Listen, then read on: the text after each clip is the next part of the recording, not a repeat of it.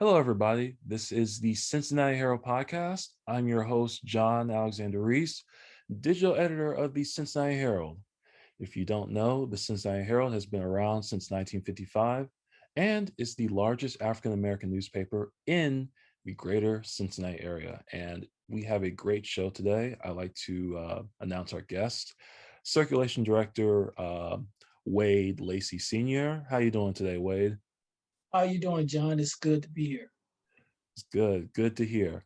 And I also like to introduce our intern for the Cincinnati Herald, Suhana Sinha. How you doing, Suhana? I'm doing fantastic, John. How are you doing today? I am doing fantastic. And I also like to introduce our special guest, Dr. Michael Thomas, Chair of the OB-GYN at University of Cincinnati. How you doing today, Dr. Thomas? I am doing well and very happy to be here, sir. Now, today our main topic will be Black women's health, but before we dive into our main topic, let's talk about some other news in our general news roundup. The first topic of the day is about Marcia Fudge. Last week, the U.S. Senate voted to confirm Representative Marcia Fudge as Secretary of the Development of Housing and Urban Development. Fudge, the former chair of the Congressional Black Caucus, received a 66-34 vote in the Senate, making her the first woman to serve as HUD Secretary since 1979. Fudge, who is also an Ohio native, becomes the second Black woman and third woman ever to lead the department. And moving on to our second topic, Cincinnati's Cintas Center will become a mass vaccination site for 7 days in late March and early April, delivering a total of 10,000 complete vaccinations, first and second dose included, before Memorial Day. Governor Mike DeWine announced last Wednesday that Cintas would offer vaccine appointments between 8:30 a.m. and 4:30 p.m. from March 18th through the 20th, and again from April 8th to the 10th, supplementing the vaccinations carried out at small clinics, pharmacies, and community health centers across Ohio. Our third topic concerns the recent mass shootings in the Atlanta area and the Indianapolis area. Authorities in the Atlanta area say that the man arrested in connection with 3 shootings at local massage parlors has taken responsibility and that he may have targeted parlors that he had frequented in the past. The suspect, 20-year-old Robert Aaron Long, was arrested in Crisp County Tuesday. So far, he's being charged with 4 counts of murder and 1 count of aggravated assault, and he's being held without bond at the Cherokee County Adult Detention Center, according to the Cherokee County Sheriff's Office. 6 of the 8 victims killed in Tuesday's shootings were of Asian descent, leading to speculation that the slayings may have been among the rising rates of hate crimes against Asians amid the COVID-19 pandemic. Long reportedly told Crisp County Sheriff deputies that he was not motivated. However, officials have not ruled out the possibility of a hate crime designation. Meanwhile, a 24-year-old man accused of shooting his girlfriend and killing 4 of her family members reportedly said he did so because of a fight over the recent stimulus checks. And moving on to our fourth topic, Cincinnati Public Schools are returning to in-person learning. Students at Cincinnati Public Schools will return to in-person learning 5 days a week beginning March 31st, including Walnut Hills High School. In addition, the school board agreed to return to 5 days a week of in-person instruction for the 2021-2022 academic year. The school board unanimously decided to return to 5 days per week in-person learning for the 2021-2022 academic year, with a concurrent learning option for families who prefer 5-day per week distance learning from their current school. Families may also choose to enroll in Cincinnati Digital Academy or distance learning through a student's current school. Wade, which one of these stories stood out the most to you? I'm go with the shootings both in Atlanta and in Indianapolis. It seems like um, nothing changes in terms of all these multiple shootings. We'll go for a while, and all of a sudden, something hits. Different parts of the country, multiple shootings. You look at the one in Atlanta, it seems to be, he said it wasn't racial, but he said he have a sickness in terms of being a sex addict. You look in Indianapolis, it's for just complete stupidity in terms of wanting someone else's stimulus check. Gun control, there has to be something done. I'm not saying that you need to take everybody's gun away and everything, but we really need to do something about guns. Yeah, I definitely agree with that, Wade. I'm a strong supporter of the Second Amendment, but I do think we can do a lot more, to, curb this gun violence and everything. Suhana, which story stood out to you the most? Agreeing with Sir Wade about the shootings in Indiana and Atlanta are deeply saddening and very worrisome about the communal hate that the COVID has spread. But the stories apart from them which stood out to me were the CPS returning to in-person learning and the mass vaccination in Cinta's center. I feel over the past year, I was under impression that why are people in rush to get back to physical learning and physically going out and meeting people, but um, it's been over 365 days and vaccination being out, and we have been missing the human interaction. That has impacted a lot in the quality of education we consume. As a student myself, I have seemed to a little bit understand that how much I appreciate in-person interaction with my instructors, as it helps the quality of your assignments and learning instead of communicating through email. And I'm excited to know that most of them have 60, or at least 60% of the teachers and staff have got vaccinated. And it'll be interesting to see how this new phase of education begins during post COVID. The vaccination site at Sinta Center, I was little amused to read that it is only for 7 days, and in that 7 days, they will discharge 10,000 vaccines. I'm sure it's highly achievable, but I'm just wondering about all those extra things about how will be the traffic managed, what kind of staff will be there, what is the schedule, all the other extra things. But still, it's a great initiative to pass on 10,000 vaccines, and I hope many people utilize it and come and get their vaccines and garner some kind of protection, at least the first layer protection from COVID. So this is my opinion on those two pieces. Yeah, I definitely agree with you on the vaccination. I just hope people will come and get their vaccinations because there doesn't seem to be as much confusion as there was a couple months ago about how to get your vaccine and where you can get it and when you can get it. So hopefully they can give out all these vaccines so we can get back to somewhat normal. Okay, so those were some of the topics of the day, and now we are going to move on to the main topic of the day, which is concerning Black women's health. And we have Dr. Thomas with us to talk about that. So how you doing, Dr. Thomas? And thank you so much for coming on and talking about this. I'm doing very well, and I appreciate the invitation to be able to let people know that their health is important, and that we at University of Cincinnati and UC Health are there for everyone who has questions, especially on a topic such as important as this in taking care of our Black women in our community. Now, Doctor, you said you sent an article to the Cincinnati Herald. Can you tell us what that article is about? Yeah, I sent an article to just let people know that I'm a fertility doctor by training, much like Dr. Odell Owens.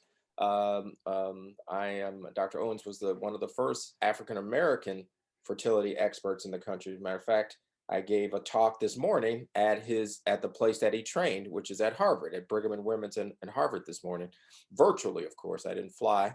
But Dr. Owens came here in the early 80s and started the fertility program at the University of Cincinnati. And then he left and went into private practice. And I came later with a group of people in the late 80s to help to continue what he built in that area. So I wrote an article in the Herald about fertility issues that affect African American women and women of color more so than others. And I just made a very important point, I think, is that there are things that make African American women have a higher rate of fertility problems over their Caucasian counterparts. Now, can you tell us why that is, though? Because I'm awfully curious to hear that. Yeah, I think there are a number of things that come into play. One is the fact that when African Americans come in and see their physicians, one of the things that I've noticed, and one of the things that have been shown in studies, is that African American women probably aren't sent to the fertility doctor as soon as they should. A lot of times, their physicians may hold on to them. There are a lot of misperceptions out there about Black women. They say, "Oh yeah, you can get pregnant, just keep trying." But if you've been trying for a year or more and you're under 35, you need to immediately be sent to a fertility doctor, because the definition of infertility is when someone has been trying for 1 year or more and they have regular cycles and they're under the age of 35. So they should go straight to either a workup for fertility, or more importantly, be sent to a fertility expert like myself. And there are other fertility experts in the community. The other caveat is if you're over 35 and you've been trying for 6 months, not a year, but 6 months, you should be sent to a fertility expert, or at least start the process of looking into their fertility. And then the other thing is that if women have irregular cycles, or if they have other hormonal issues, they should probably be sent to a fertility expert even sooner than that. So I think that there is this misperception that Black women don't need fertility service, which isn't true. And there's a misperception that Black women are hyperfertile. And there are some biases in the medical community. And I think that one of the things we have to do as physicians is to cut down on these either implicit or non-implicit biases about African American women, because African American women have a higher risk of uterine fibroids. 80% of African American women have fibroids. Now, only 50% of that 80% may have problems with their fibroids, but fibroids can block the fallopian tubes. Fibroids can sit inside the uterus and not allow a baby to implant, which may cause a fertility problem or even cause a miscarriage problem. There are issues like tubal disease that appear to be slightly higher in African American women, and which can cause blocked tubes. So, and blocked tubes can be caused by either previous pelvic infections or even endometriosis, or as I said, fibroids. Uh, and uh, uh, and because Black women are sent to their fertility doctors later in life, being older also affects your fertility. Once you start to get over the age of 30 and 35, your risk of miscarriage is higher and your risk of fertility problems are higher. And also in African Americans, there seem to be slightly higher risk of, when you look at particularly in vitro fertilization studies, there's a higher risk of male factors. So when we look at fertility, it's 50% of the time it's a female problem, 50% of the time it's a male problem. And males are, there seem to be a lot of male factor issues in the African American community. And that could be due to either smoking, it could be due to previous infection, it could be due to a number of things. There's some men who think, well, it's not my problem. I've had kids before, but if your youngest kid is 8 years old, that means that the last time you got someone pregnant was 9 years ago.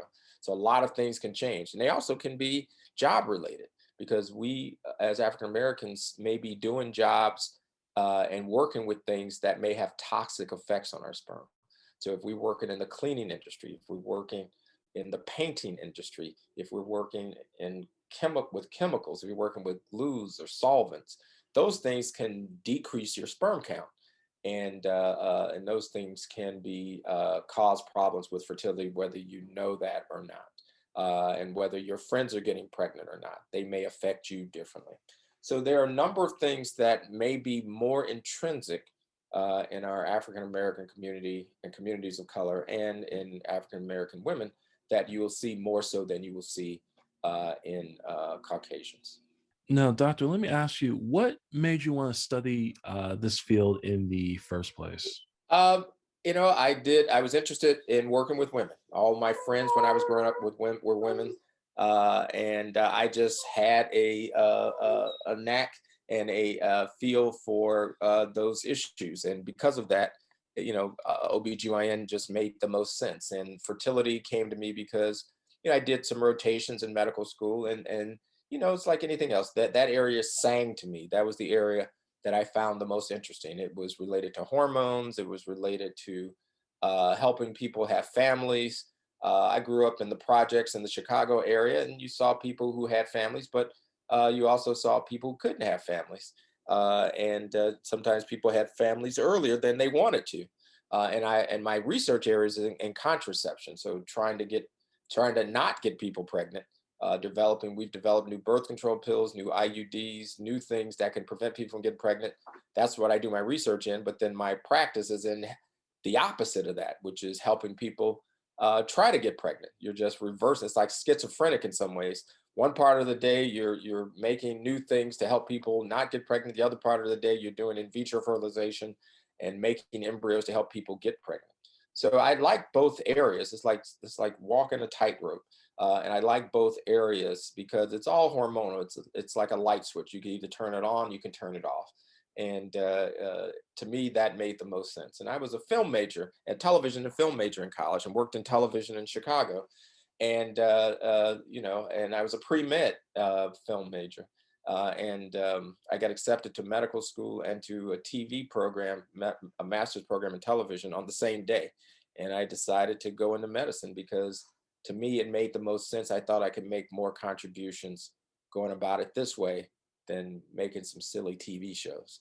So I thought that this was the best option for me.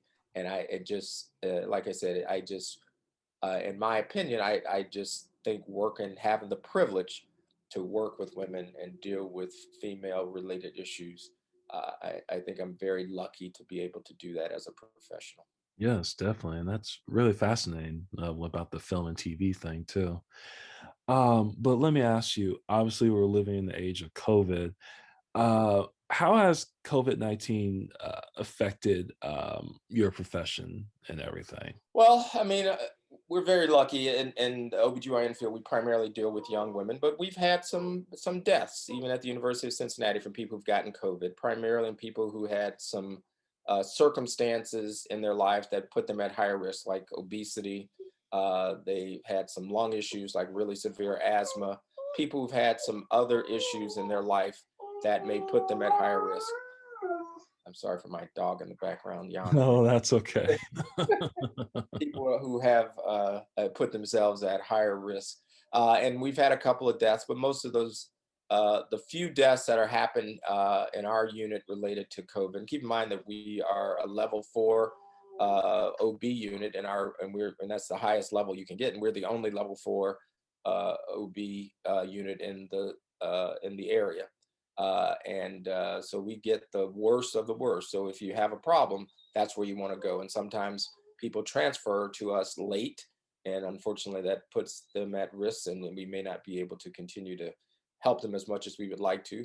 There are some areas where people come in with the very late stages of COVID, and unfortunately, I think we are able to save the majority, greater than 90%, but there are going to be that few patients who, unfortunately, no matter what we do, no matter how much we try to use our intensive care units and everything else, COVID is a bad disease. People used to talk about it being a hoax. It's not a hoax. Getting the vaccine will help to decrease your risk of COVID. As I tell people, I got my vaccines. I was actually in the vaccine trial and luckily got the vaccine and not the placebo. I can safely say that I may die of a lot of things, but one of them won't be COVID. So with all that said, I would rather have people strongly advocate for our African American community to take the vaccine. This isn't Tuskegee. Everybody's trying to get this vaccine. People are flying all over the place. People are flying from New York to Alaska to get the vaccine. So this isn't anything geared toward Black people. This isn't anything where they're putting microchips in you. This is something that we're trying to do to save your life. I've gotten a vaccine. I've gotten both of my vaccines early on. I was one of the first people, and I have not had any side effects. I've not had any issues. Like most people, you get a little sore arm when you first get the vaccine. There have been really no deaths directly linked to the vaccines that have been approved in the United States. And these vaccines have been proven to be safe and effective. And hopefully they will give us more time than even the flu vaccine, but we don't know that yet. We just know that people have at least a year probably with the current vaccines, and we'll see how long it lasts. That the jury is still out on how long they last, but we do know they probably last for up to a year. And then at some point, we'll have to get booster shots of the vaccine. But my son recently had COVID. He's a senior at Miami University, and he came home and quarantined here. And I felt very comfortable. I believed in the science. I felt very comfortable helping him as he had fever and some muscle aches with his COVID, and I helped him. Still wearing a mask, but did not get sick, and that was 2 weeks ago. So being able to say the vaccine works, I think I'm a good example that the vaccine definitely works. Suhana, did you have any questions for Dr. Thomas? I really can't think of anything right now. I think Dr. Thomas covered all aspects of women's health really well and well-roundedly. Well, I always say, I've been working in, we had a TV station in my high school so I've been working in television and that kind of stuff. We had, it was like a suburban high school, working in television since I was 13 years old. So I know how to look at a clock and cover all aspects of a topic as much as possible. But and the things that I would like to say, somewhat imparting, is that it's just so important that African-American women see their doctors on a regular basis. It's so important that your health becomes important, because our African-American queens are here to continue to take care of their families. It's important that we take care of them and make sure that our sisters, daughters, mothers, grandmothers, great-grandmothers take care of themselves, because they are such an important aspect of what we do within the community of color, and such an important part of what we do, that it's important that we persuade them, tell them, do as much as we can to make sure that their health is the primary objective for the survival of what we do.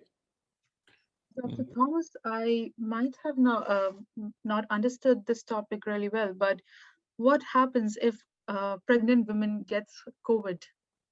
It's like anything else. The younger you are, the better you do. But unfortunately, COVID is associated with inflammation, associated with blood clots.